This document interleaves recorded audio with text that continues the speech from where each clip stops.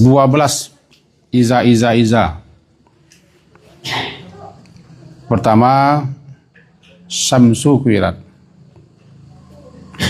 Kedua, An-Nujum, bintang-bintang. Ketiga, Jibal. Keempat, Isyar, unta bunting yang telah masuk ke buntingannya 10 tahun. Orang Arab sangat menyukai, menyenangi untanya bunting, bahkan lebih suka dia kepada unta bunting daripada istrinya bunting. Itu sejarah itu. Sebab kalau untanya bunting bertambah kekayaannya. Bahkan ukuran kekayaan adalah unta. Tapi kalau istrinya bunting dia ragu, jangan-jangan orang sebelah. Walaupun ketika itu DNA-nya tak diperiksa atau tidak, tapi jangan-jangan orang sebelah atau perempuan. Jadi unta bunting 10 tahun. Yang keempat, yang kelima, Wuhush, binatang liar, termasuk binatang buas, turun gunung. Yang keenam, Bihar, lautan. Kalau lautan saja al-bahar, tapi kalau lautan al-bihar. Ya, 6. 7, an-nufus, diri-diri, jiwa-jiwa kembali dipasangkan. Yang ke-8, al-mau'udah, anak perempuan kecil lalu dikubur hidup-hidup. Yang ke-9, kitab catatan, lembaran catatan yang dicatat malaikat dibuka, diberikan, dikembangkan. Dan selanjutnya, apabila langit telah dilenyapkan. Kemudian yang ke-11, apabila jahim, neraka jahanam dinyalakan dan surga didekatkan. Kalau ini yang 12 ini sudah terjadi, jawabannya adalah alimat. Itu dia. Itu makanya tidak boleh terhenti, sebab kalau begitu belum ketemu jawabannya. Karena dalam kaedah kebahasaan bahasa Al-Quran, iza itu harus ada jawabannya. Dicontohkan, apabila, apa soalnya apabila bilo pulang apa kau beko? Oi, aku yo. Bilo pulang apa kau beko? Kecil nama pebaralek cah. Nasi lama masak, sambalah dalam sangkok. Kopi apa bagailah, mak masuk ke termos. Jawapannya kau? Enggak. Jawapannya kopi ialah, nasi ialah sambal. Jadi bilo pulang apa kau beko? Amak kapai barale cah. Itu jawapannya lah. Nasi lah, masak, sambal, kopi. Itu jawapan iza. Jadi apabila 12 kali, ana saja yang kata jadi alimat. Ketika itu alimat tahu dan mengetahuilah nafs diri, setiap diri kita darat apa yang telah diperbuat. Nah, ayat nang sampai balik kau kita pahami dulu cah. Anan ahdarat, kita ko sehari jakwa apa yang kita lakukan, apa yang kita buat, berarti itu nalah kita hadirkan. Nalah kita hadirkan ke dalam catatan malaikat. Nalah kita hadirkan nanti di hari kiamat, kita cari hasilnya dan balasannya. Jadi apa saja yang kita lakukan, kita berbuat, termasuk ucapan, tindak tanduk, sikap, sifat, Bahkan ulama juga menyatakan termasuk amalan hati yang nak diketahui oleh manusia. Itulah yang telah kita hadirkan. Kau namanya hadir. Ayyuhal hadirun wal hadiran. Wahai para hadirin. Adur. Kalau tidak ada, gaib.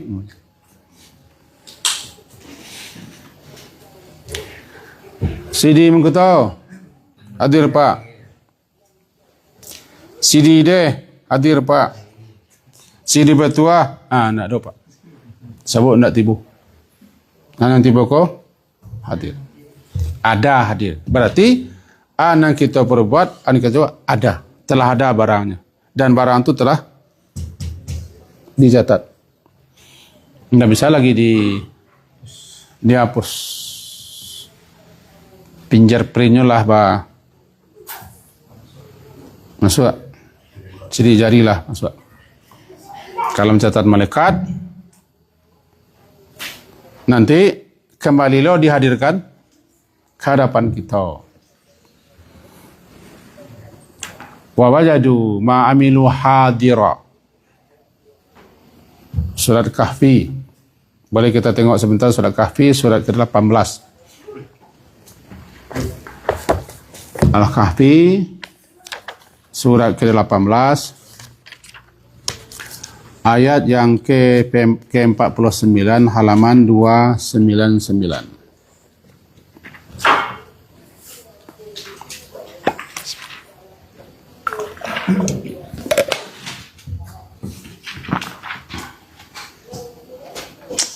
Wa'uridu wa wudi'al kitabu, dan diletakkan Alkitab catatan. Artinya diberikan kitab catatan kepada masing-masing kita. Ada yang diberikan di sebelah kanan, ada yang sebelah kiri, bahkan ada yang di belakang, sebelah belakang punggung kiri, wara'a zahri. Namanya wudi'ah.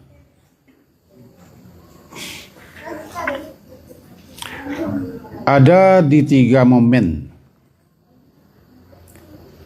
di 3 keadaan manusia-manusia tidak ingat dengan siapapun, walaupun orang yang paling dekat dengan dirinya.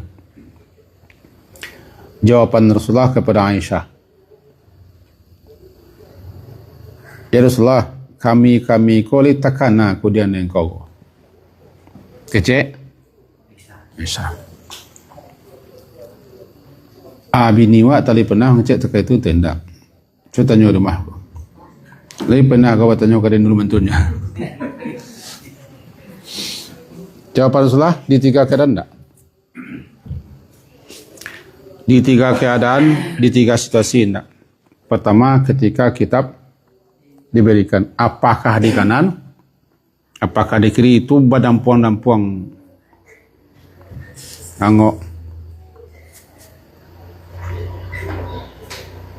Orang dah ingat dengan siapa. Itu penentu. Kenapa? Kalau kanan itu sudah alamat, kiri juga alamat. Kanan pertanda baik, kiri wa amma man utiya kitabahu biyamini wa amma man utiya kitabahu bishimali, atau wa amma man utiya kitabahu wara'a zahri. Tidak bisalah kita menggambarkan bara dampuang-dampuang nyongok kita. Kalau kita gambarkan bisa aja, tapi tidak ada artinya. Ketika dikasih surat amplop, ketika tanda lulus keluar, itu dampuang-dampuang. Yang ketiga, yang kedua, ketika ditimbang, barik atau ringan. Faman takulat mawazinuhu faulaika humul muflihun. Siapa yang berat timbangan-timbangan amalan kebaikannya, mereka orang yang menang, beruntung. Sebaliknya, wa amma man khaffat mawazinu fa ulaika humul khasirun. Siapa ringan timbangan kebaikannya, mereka orang yang merugi. Nanti ketemu dalam surat Al-Mu'minun. Berarti berat ke kanan beruntung, berat ke kiri merugi. Itu pun siapapun tidak akan ingat kepada siapapun juga. Yang ketiga, ketika meniti sirat, tidak ada yang terkena. Pengana jatuh atau sampai ke sebarang. Yang paling dulu melintasi sirat kan Nabi Muhammad sallallahu alaihi wasallam. Sirat kan jalan yang dibentangkan di atas Jahannam atau jembatan. Ada juga yang menyebut dengan titian. Dan Jahannam itu gelap, saking gelap. Dalam hadis yang masih diperselisihkan, dinyalakan 3.000 tahun. 1.000 tahun yang terakhir, maka gelap menghitam, tidak sedikit pun ada yang nampak. Untuk melewatinya pakai cahaya. Itu yang cahaya, nur. Yas'a nuruhum baina aidihim wa bi aimanihim. Cahaya itu bersinar sekeliling mereka. Cahaya apa? Cahaya iman, cahaya amal saleh. Maka setiap kita beramal menambah cahaya. Setiap berbuat baik menambah cahaya. Dan cahaya itu tidak bisa dibuat-buat dan tidak bisa diminta dan dibiarkan. Jangan kita bayangkan cahaya lampu. Nabi sendiri setiap pagi ketika ke masjid beliau minta cahaya. Fi basari nura, fi sam'i nura, dan seterusnya. Bahkan beliau minta supaya semua batang tubuh beliau dikasih cahaya. Nabi. Kalau kita kan tidak Nabi. Sehingga kita agak pede juga. Apalagi sudah banyak MPD. Nabi sendiri meminta cahaya. Sampai-sampai saraf beliau kasih cahaya. Tulang belulang dikasih cahaya. Nah, ketika itu Nabi yang pertama lewat. Lalu Nabi dan Nabi-Nabi yang lain, ketika umatnya masing-masing melintasi sirat, di samping ada cahaya yang seluas gunung, ada cahaya yang sebesar empu jari kaki, ada yang tertatih-tatih, ada yang hampir jatuh. Doa Nabi dan malaikat satu saja. Allahumma sallim. Salim. Ya Allah, selamatkan. Tidak ubahnya seorang ibu atau seorang ayah melihat anaknya sedang berpacu lari atau meniti jalan. Camih. Itulah para Nabi. Di 3 momen ini, di 3 keadaan ini, tidak satu pun ingat kepada siapapun juga. Nabi sendiri mengatakan tentu beliau juga tidak ingat kepada Aisyah. Apakah ini jawaban beliau sekedar untuk memberitahu kepada kita, ataukah memang kenyataannya beliau tidak ingat kepada Aisyah? Padahal beliau Rasul, Habibullah. Biarlah hadis itu berbunyi seperti itu. Yang penting kita hanya, intinya kita tidak ingat. Di 3 momen itu ketika kitab diletakkan, disampaikan atau diberikan timbangan amal, dan ketika melintasi sirat. Nah, kembali kita kepada surah Kahfi. Dan diletakkan kitab Fataral Mujrimin. Maka engkau lihatlah itu. Ketika itu ya Muhammad atau siapa saja, orang-orang yang berdosa, mujrimin, para pedosa-pedosa, musyfiqin, dalam keadaan takut.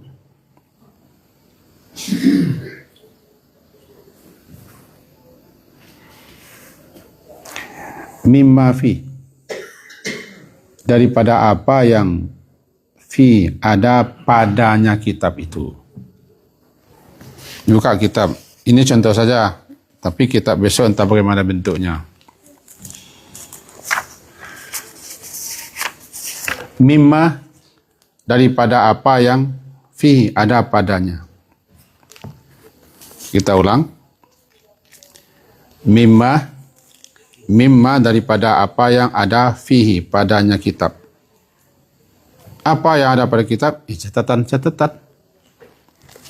Gambar atau foto atau dokumen segala macam ada di situ. Tidak ada yang selengkap itu catatan dan tidak ada yang tidak dicatat. Sehingga kata Ibn, mari kita buka catatan di langit. Tinggi pula ilmu Ibn Ghadi daripada kita yang menyanyi-nyanyikannya. Dia sudah merenungkan. Sebab di langit ada catatan setiap apa yang kita lakukan. Ya Pak Iman? Kita buka catatan di langit. Mari kita buka catatan di langit. Ada kap. Fatara, maka engkau lihatlah orang-orang berdosa itu musyfik. Mereka itu begitu takut, bergetar diri mereka dan hati mereka bergoncang. Mimma, daripada apa yang terdapat padanya kitab. Wa yaqulun, dan mereka berkata, ya wailatana. Ada sekian banyak ya wailah, ya wailah.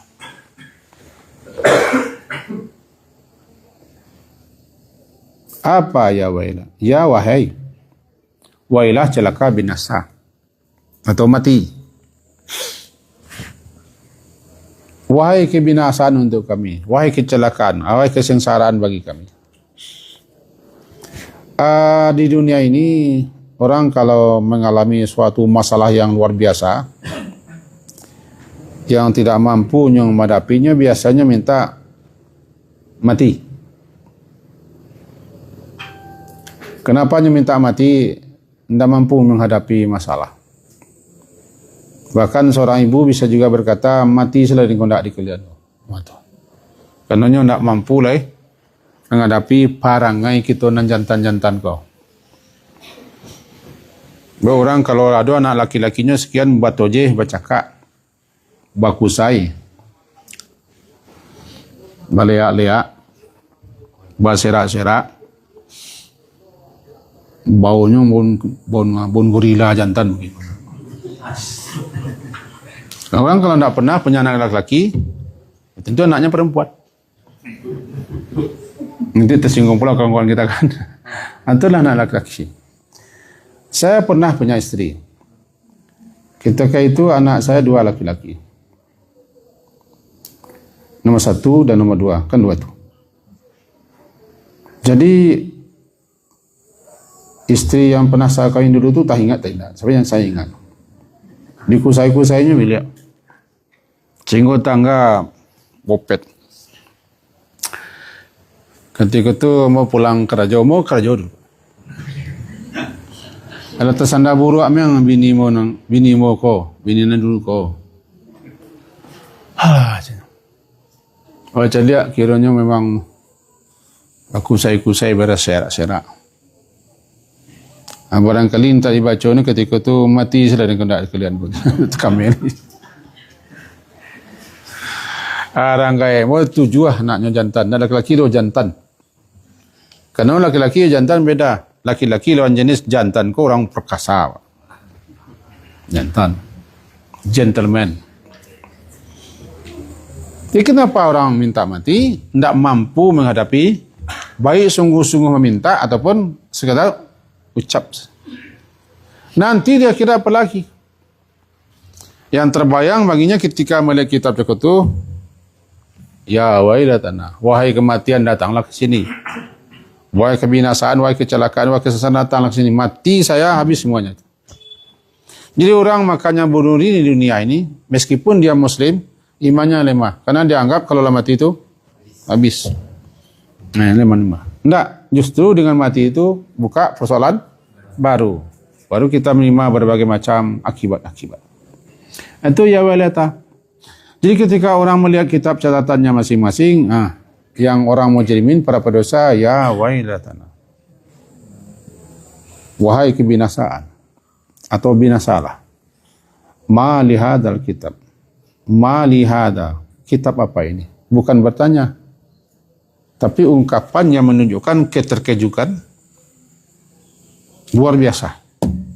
Apa yang selama ini tidak dipercaya atau yang tidak diduga-duga. Tidak diduganya semua ada di situ. La yughadir, tidak meninggalkan saghiratan yang kecil-kecil, wala kabiratan, dan tidak pula yang besar-besar, illa ahsaha, melainkan tercantum di situ rapi, teliti, jelimet, akurat, detail, ahsaha. Wa wajadu, dan mereka mendapati ma'amilu, apa saja yang telah mereka lakukan, hadir, kan hadir. Ada di situ. Hadir ada di situ. Kaji kita kan jago hadarat. Jadi anak kita kerjakan hadir di dalam kitab catatan. Nanti ketemu dalam apa? Dalam kita membuka kitab. Semuanya hadir ada di situ. Wa wajadu, dan mereka mendapati apa saja yang amilu mereka lakukan, mereka perbuat, hadira ada di situ. Alimat nafsum ma hadarat, mengetahuilah ketika itu setiap diri apa yang telah hadarat, apa yang telah dia perbuat, hadir, terpampang dalam kitab catatan, tidak bisa diingkari.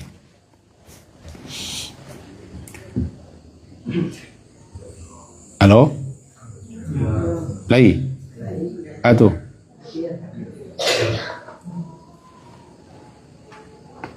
Hadir kedua. Hadir badan. Hadir hati. Tidak. Iko yang mencemaskan. Sehingga ada seorang guru. Ambo guru mu dah tua-tua sendiri penangis. Jadi ketika membaca ayat barangkali dia paham. Sehingga ayat itu berpengaruh kepadanya. Saja itu kami memahami kalau jadi imam bacalah ayat yang punya pengaruh ke orang dan orang mengerti ayat kita baca. Tak perlu sepanjang-panjang lah, tapi tak cek je orang mengerti. Sebab di belakang awak ada orang Arab. Ya sunnah Nabi baca salaman-salaman tapi mengangguk seorang belakang kau. Dibaca salaman. Ada yang membaca dua alamat. Tentu orang belakang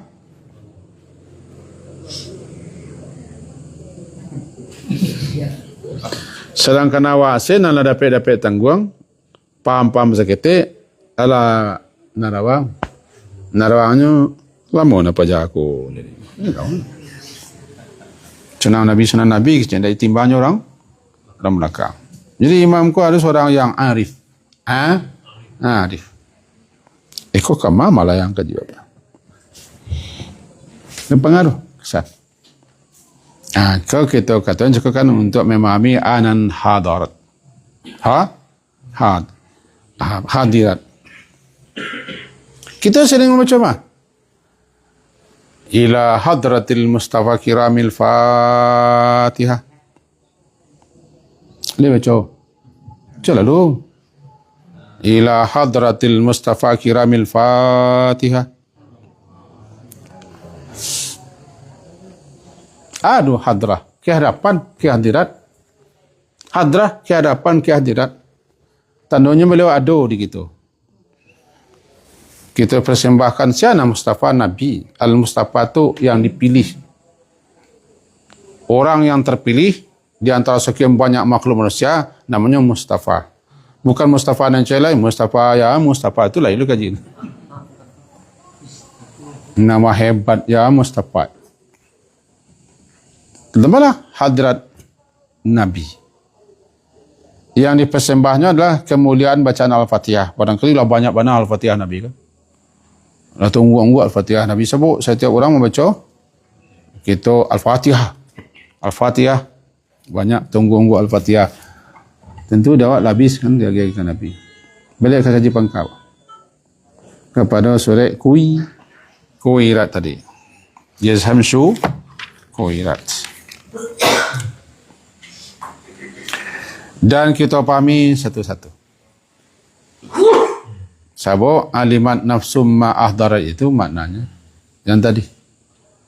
Tahulah atau mengetahuilah diri apa yang telah dilakukan, diperbuat dan terpampang hadir. Semua yang diperbuatnya dalam kitab catatan. La yughadiru saghiratan wa la kabiratan, tidak meninggalkan yang kecil yang besar, melainkan di situ hadir. Itu tadi kan? Maka mari kita masuk gambaran peristiwa kiamat dulu. Idza syamsu kuwirat, apabila matahari telah dilipat digulung cahayanya. Berbagai macam teori penjelasan para ahli, orang-orang ilmiah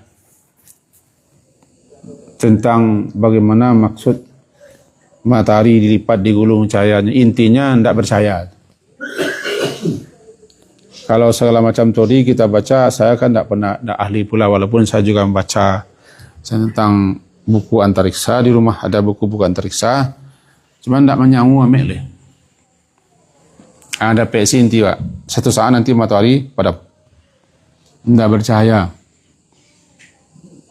membeku sebagaimana bumi. Nah, itu namanya digulung, dilipat cahayanya. Ada yang memahami memang dilipik matahari itu digulung. Digulung nah habisnya. Wallahu a'lam. Kalaulah matahari dilipat, digulung habis cahayanya, apa terjadi? Bukan hanya kalam, kaliji. Kalam, kaliji. Pici, kalam, bilia. Rupanya kalamku terbagi sepen loh jadinya. Bukan hanya sepen up, tapi kalam pun terbagi sepen. Satu, kenapa dimulai dengan matahari? Kalaulah matahari tidak cahaya, bisa jadi ketika dia sudah habis cahaya semua, luar biasa. Dan tinggal cahaya satu lagi, nujum. Bintang-bintang. Kalau kita pahami menurut para ahli antariksa, an-nujum, bintang-bintang itu terbagi dua. Yang pertama bercahaya, yang kedua tidak bercahaya. Bumi termasuk bintang tidak bercahaya, namanya kaukab. Jamannya kawakib. An-najmu, nujumku bintang yang bercahaya. Baik bercahaya sendiri ataupun menerima cahaya. Kalau bulan menerima cahaya. Di langit pertama saja kan dihiasi dengan bintang-bintang. Namanya as-sama' dunia. Langit dunia dihiasi dengan bintang-bintang. Ada yang percaya dan tidak. Jadi rupanya bintang-bintang itu tidak jutaan, tapi ratusan triliun banyaknya. Sebagaimana matahari bukan satu. Matahari banyak. Setiap galaksi ada mataharinya. Wah, ini luar biasa tuh. Dan bumi kita tidak ada artinya.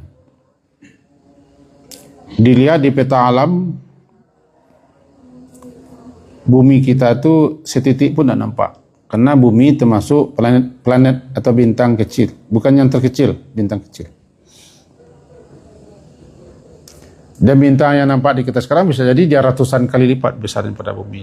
Cuma jaraknya jauh. Jarak jauh, bintang. Dan salah satu lagi gunanya bintang adalah pelempar setan-setan. Yang suka mencuri-curi dengan kecewa cik bintang. Berciri bintang. Kecil orang alim meteor. Meteor yang bercahaya. Satu saat semua bintang-bintang yang jumlahnya luar biasa itu namanya inkadarat, berguguran. Ada juga yang memahami nanti dengan kudrah. Kudrah itu cahayanya redup itu padam. Kalau gitu pemahaman yang kedua, matahari hilang cahaya, bintang-bintang juga, sehingga alam itu gelap gulita. Sampai situ orang lazat.